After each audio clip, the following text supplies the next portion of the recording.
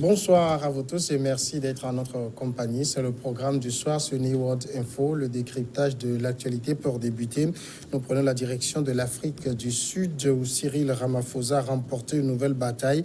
Le président Cyril Ramaphosa a remporté une bataille judiciaire lundi avec la décision d'un tribunal de Pretoria de suspendre une ordonnance de la médiatrice sud-africaine qui aurait entraîné une procédure de censure au Parlement. Le chef de l'État et la médiatrice de la République sud-africaine Bisisiwe Mqwebane bataille depuis plusieurs semaines à propos d'un rapport accablant qui accuse le président de mensonges lors de la campagne pour la présidence de son parti, l'ANC. Dans un rapport, la médiatrice avait requis que le Parlement censure le président pour avoir violé le code d'éthique. On en parle avec Mamadou Diouf, notre éditorialiste. Bonsoir Mamadou Diouf. Bonsoir Samuel. C'est un répit pour Cyril Ramaphosa. Oui, c'est vraiment un répit pour lui parce que la médiatrice a tenu bon. Ça fait pratiquement plusieurs semaines que la presse sud-africaine ne parle que de cette question. Elle n'a pas voulu reculer du tout par rapport à cette situation.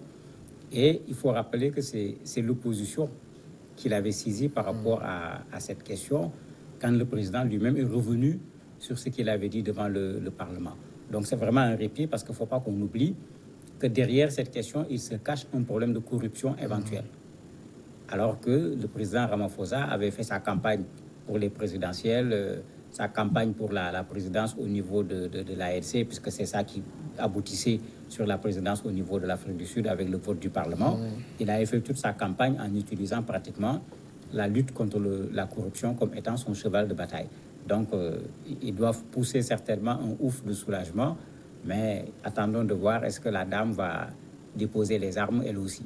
Alors, quels sont les arguments du tribunal de Pretoria pour demander que l'ordonnance de la médiatrice soit suspendue?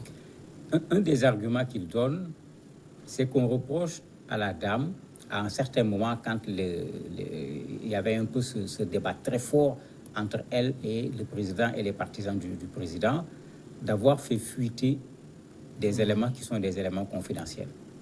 Parmi ces éléments, il y avait des relevés bancaires, il y avait des éléments de correspondance entre Cyril Ramaphosa et un certain nombre de personnes. Et on ne s'est même pas arrêté là-bas. Les partisans de Ramaphosa étaient allés jusqu'à dire qu'en fait, il ne faut pas qu'on oublie que la dame a été mise en place par l'ancien président Jacob Zuma et qu'en fait, elle continue le combat qui avait existé entre Jacob Zuma et Cyril Ramaphosa, etc. Donc, finalement, le tribunal a demandé à ce qu'on suspende cette affaire. On n'est pas encore dans une suppression totale. Il y a juste une suspension qui donne du répit au président de la République. On va attendre certainement de voir la suite parce que Ramaphosa a quand même reconnu que ce qu'il avait dit au Parlement, ce n'était pas exactement cela. Il l'a quand même reconnu. Est-ce que Madame la médiatrice de la République sud-africaine est une dame suffisamment indépendante? On peut dire qu'elle est suffisamment indépendante. Il ne faut pas oublier que, bien que c'est Jacob Zuma qui l'avait mis à sa place, elle avait créé des problèmes à Jacob Zuma parce que c'est la médiatrice également qui avait créé ce rapport particulièrement scandaleux. C'est elle qui avait utilisé l'expression « capture de l'État ». En disant que l'État sud-africain était capturé par la famille indienne, la famille Gupta, en montrant vraiment des interrelations extrêmement compliquées entre cette famille, le fils du président de la République, le président de la République, une certaine partie de l'administration, au point même de montrer qu'au niveau de l'administration financière, des impôts et autres, ces gens étaient capables de donner un ordre à un ministre pour arrêter une procédure qui avait été commencée entre eux. Donc on peut dire que celle-là a quand même une certaine autonomie parce que en Afrique du Sud, son rôle, c'est de veiller à un renforcement de la démocratie. Son rôle également, c'est de veiller à ce qu'il n'y ait pas une mauvaise administration.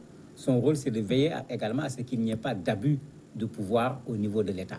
Donc, en termes de prérogatives, elle a des pouvoirs qui lui permettent de pouvoir s'en prendre au personnage de l'État, puisque son travail concerne surtout ces personnalités qui sont au devant de la scène politique. Mais en ce qui concerne le cas d'espèce, Cyril Ramaphosa parle d'un rapport irrévocablement biaisé. Oui, puisque pour lui, il considère qu'on revient sur une situation alors qu'il a déjà reconnu. Puisqu'au départ, le problème, c'est que pendant la campagne, pour devenir président de l'ANC. Il a reçu de l'argent. Il a reçu 32 000 euros d'une société sur place. Les gens ont eu l'information. Il a été interpellé au niveau du Parlement sur la provenance de ces fonds. Il a reconnu que ça venait d'une société, mais il avait dit à l'époque que c'est en fait les honoraires d'une consultance qui a été faite par son fils qui s'appelle Andil.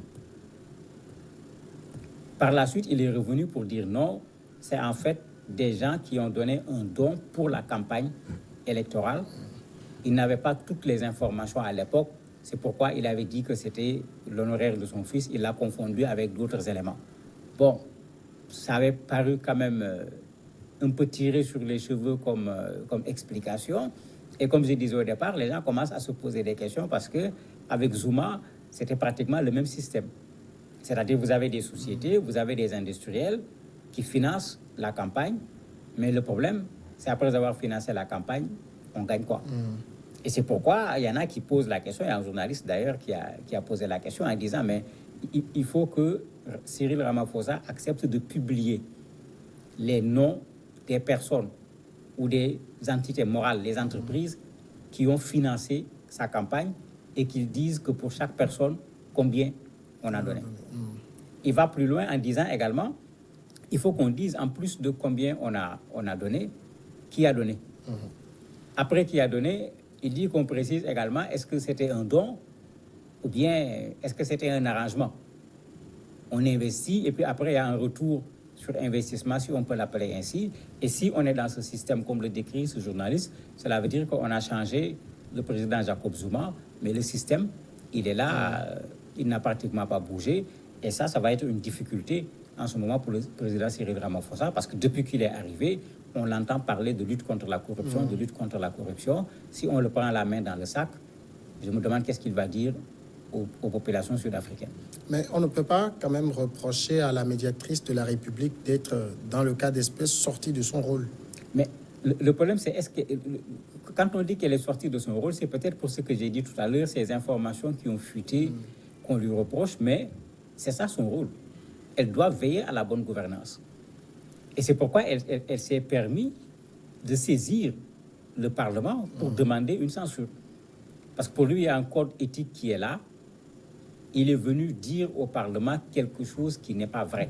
Elle ne revient pas sur le fait qu'il se soit trompé ou pas. Elle n'accepte pas l'excuse.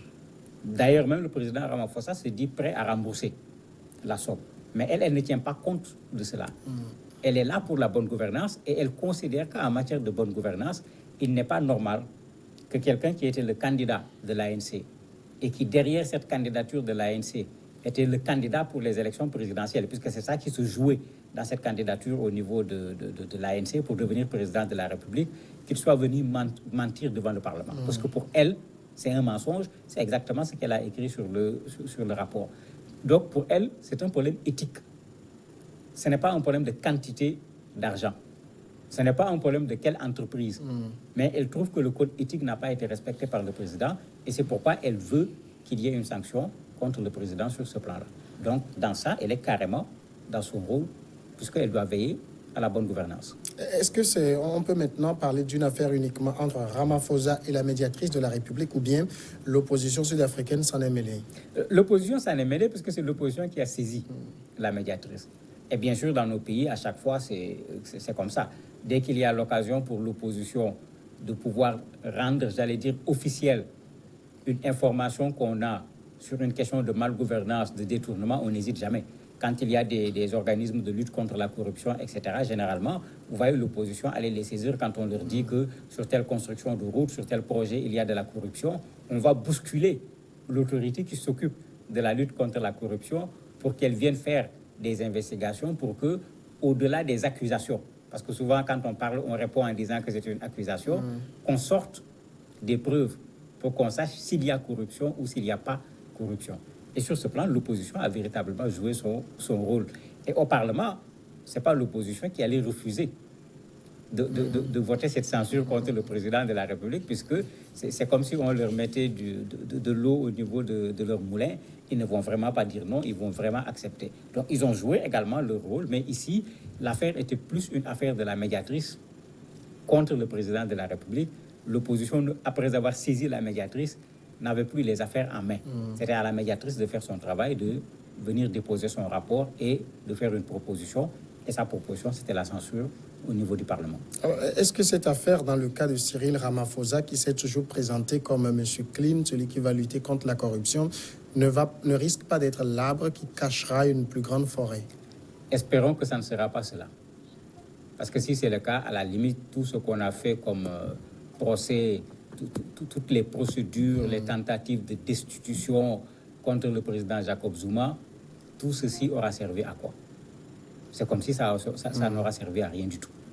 C'est comme si, à la limite, on aurait pu laisser le président Zuma continuer avec la présidence si le même système reste, si la corruption reste jusqu'à ce point-là.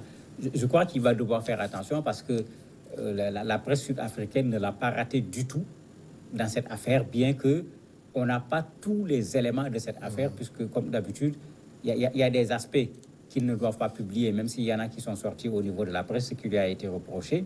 La presse a joué son rôle de chien de garde pour dire ah non, après tout ce qui s'est passé avec le président Jacob Zuma, il n'est pas question qu'on retourne sur cette question de corruption.